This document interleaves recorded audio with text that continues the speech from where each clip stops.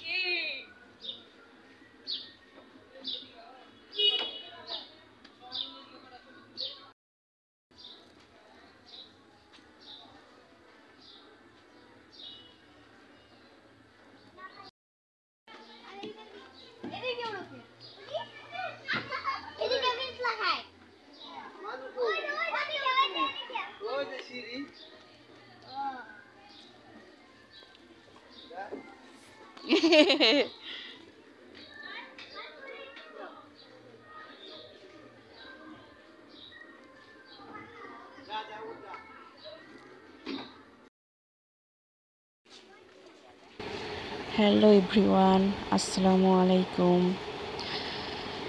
আমরা ঈদের দিন সকালে ঘুম থেকে উঠে সকালের ঈদের মজার মজার খাবার রান্না করে তারপরে সোয়াজের বাবা ঈদের নামাজ শেষ করে এসে বলে চলো আমরা একটু ঘুরে আসি। সোয়াজ শুনতেই অনেক বেশি এক্সাইটেড, ঘুরতে যাব, অনেক দিন ধরেই ঘুরতে চাই, কিন্তু গরমের জন্য আমরা কোথাও বের হতে পারি না। তাই আমরা ডিসাইড করি নারায়ণগঞ্জ যাব। সেখানে একটি পার্ক আছে সুবর্ণগ্রাম, খুবই মনোমুগ্ধকর, নিরিবিলি। তারপরে আমরা সকাল 10:30টার দিকে বাসা থেকে রওনা দেই। রওনা দেওয়ার পরে আমরা সেখানে 11টার দিকে পৌঁছাই। পৌঁছানোর পরে ওখানে প্রথমেই আমরা টিকিট কেটে সুবর্ণগ্রামের ভেতর দিকটাকে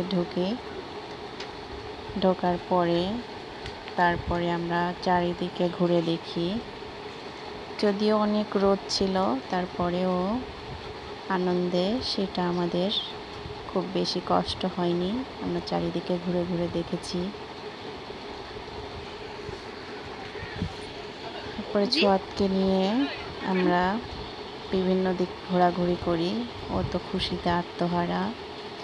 আপনারা দেখতেই পাচ্ছেন কি সুন্দর চারিপাশ। যদিও আমাদের সময় হয় না কোথাও ঘুরতে যাবার, আমিও কর্মব্যস্ত, ছোঁয়া যেহেতু স্কুলে পড়ে, আর